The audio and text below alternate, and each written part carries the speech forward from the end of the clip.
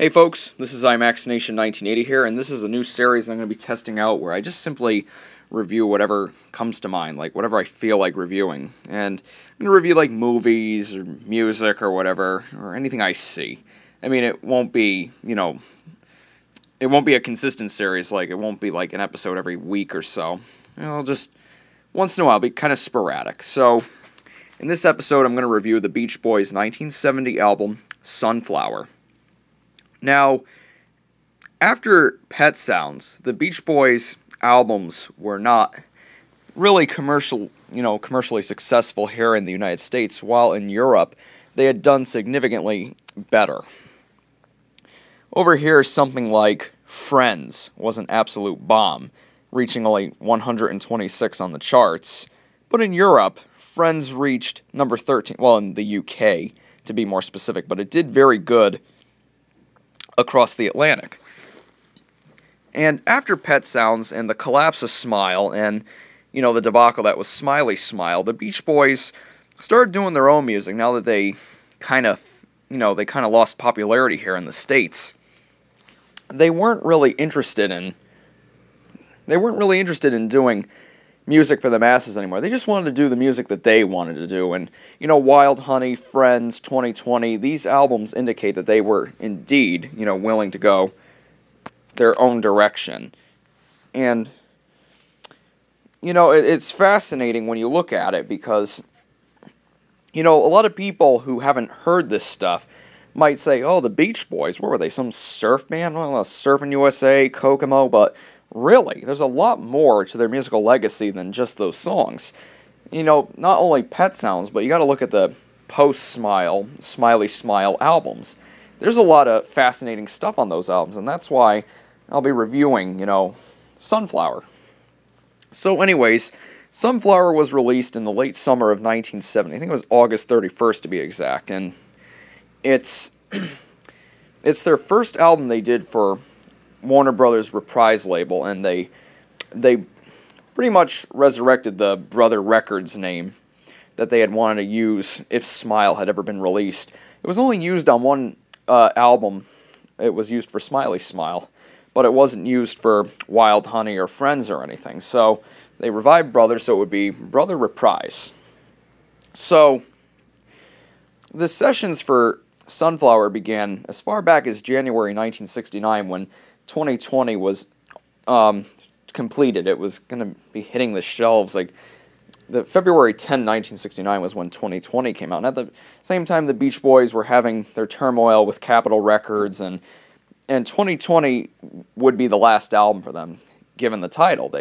20 albums for Capitol Records, counting Stacco tracks. So what happened was, it turned out they owed another album to Capitol, and it was suggested at this time that they had taken what they were recording for this new album, and they were going to give it over to Capitol as Reverberation.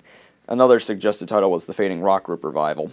Instead, they gave them Live in London, which Capitol released in Europe only in May 1970, and it didn't create much of a stir.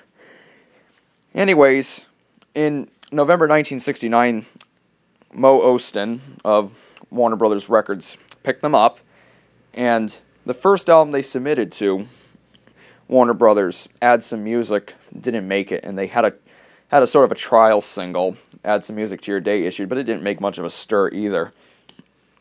The album was finally released as Sunflower after several track listing, changes, and so many songs were recorded during these sessions, and it's pretty cool to hear the outtakes.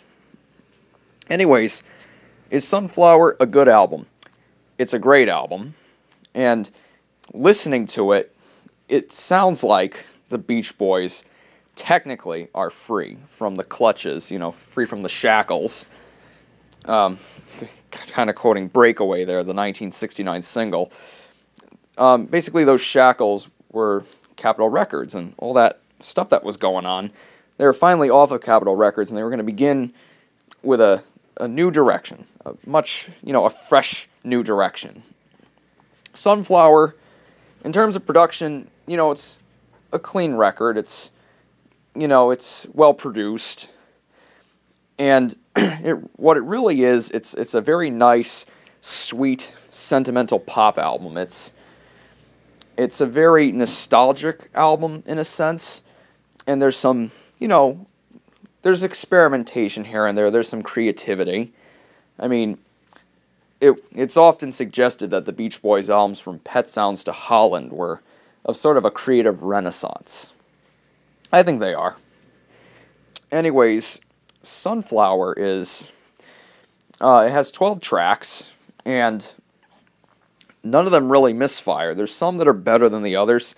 I don't think it's a perfect album. There's a couple tracks on there I could have done without, or maybe replaced with other tracks from the sessions, but it is overall a very, very good album with very strong songs, very strong melodies. So, the first track that opens up the album is Slip On Through, which was written by Dennis Wilson. Now, Dennis Wilson gets his chance to shine here on this album, as he had kind of showed that he was, he was rising on 2020 with songs, he was kind of up and coming. Anyway, Slip On Through is a basic rocker that opens up the album. It's nice, it's fast, it's to the point, and the vocal delivery is great, as always. But the song that comes after it, This Whole World, is even better. It's basically a Brian Wilson composition. Even though Brian Wilson was, he was sort of in and out during these sessions, he still contributed to the sessions, and he still sang, and, his contributions on the post-Smiley albums was kind of, erratic. Like, he'd be involved in one album or the other, or he wouldn't be involved at all. You can correct me if I'm wrong, but to get to the point, this is one of Brian Wilson's contributions to the album, and it's a masterpiece. It's less than 2 minutes long, and it's just amazing. It's a nice blending of different styles, and it has a very, nice, very sweet tone to it. The harmonies, the doo-wop section at the end, the harmonies, pretty much add to it. It's just, it's probably the best song on the album. It's just an amazing song. And it's too bad that not too many people know about it, because the album was a flop when it came out. I forgot to mention that Sunflower was a flop when it came out. It only hit 151 here in the United States, while in the UK it had hit number 29.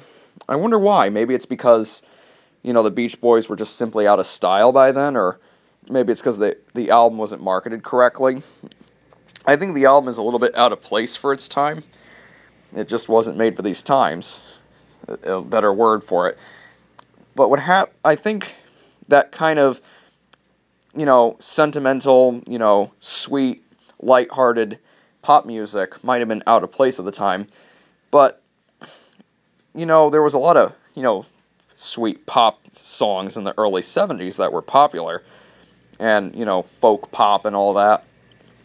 So maybe it's just the fact that it was a Beach Boys album.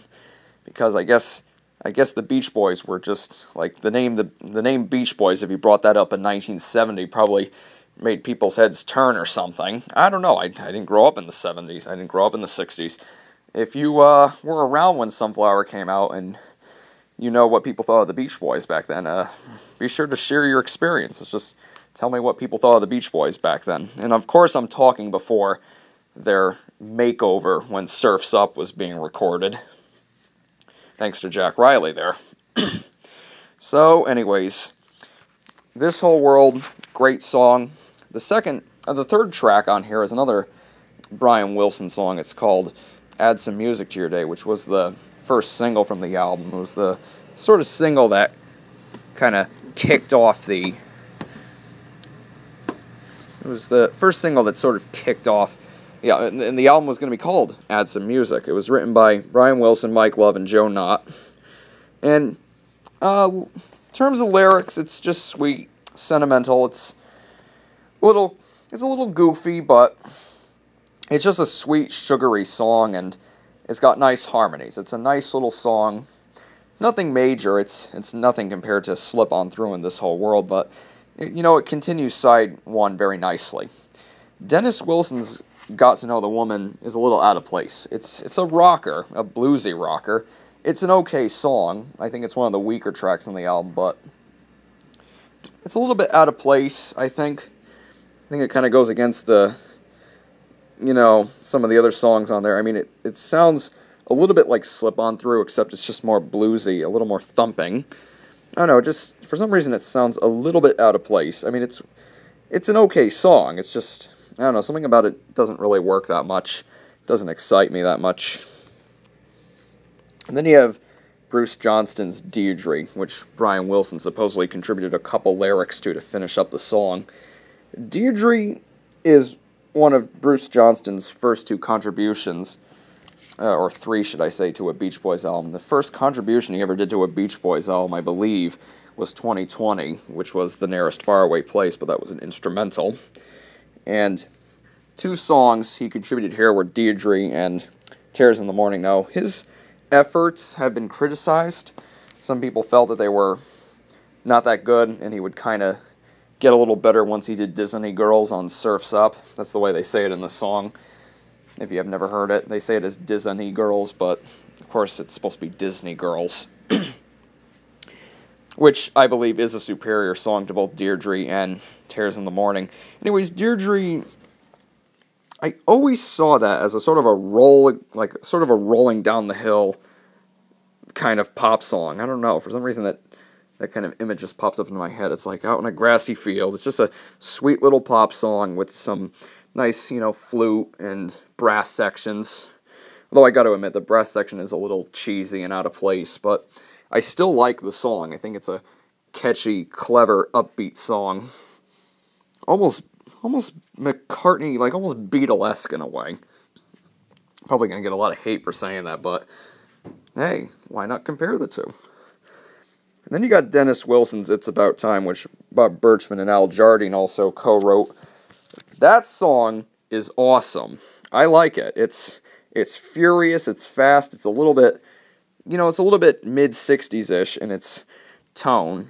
It almost sounds like it belongs in some sort of, I don't know how to describe it, but it definitely is a little more out of place on here, but yet it's such a good song. Lyrics are strong, and it closes off side one quite nicely. I mean, Dennis definitely showed that he had songwriting chops here. It's really good, and I say it is, along with Forever, his best song on the album. Now, on to side two. Opens up with Bruce Johnston's Tears in the Morning. That's a song some people tend to have mixed feelings about. It's not a bad song. I will tell you one thing. I like the lyrics. It's just that the arrangement of the song is a little flimsy. With the accordion at the beginning, and the vocals are a little bit exaggerated. The way he goes, "Tears in the morning." I don't like the way that's sung, but the rest of the song is okay. It's a little too long, and it seems kind of obvious towards the middle that it's trying to be, it's trying to be tearjerker, heartfelt. It's still an okay song. Luckily, Brian Wilson and Mike Love's All I Want to Do pretty much overshadows it. That song is a masterpiece, and possibly one of the best tracks on the album. It's a masterpiece. The sound is very airy, almost like, it's not really, it's psychedelic in a way, but it's like a windy, kind of airy kind of sound. I can't describe it, but the production on that song is top-notch. And vocals, great. And the harmonizing, the harmonies, great. It's a wonderful song. I'll have to close the review off here. Finish it up in part 2.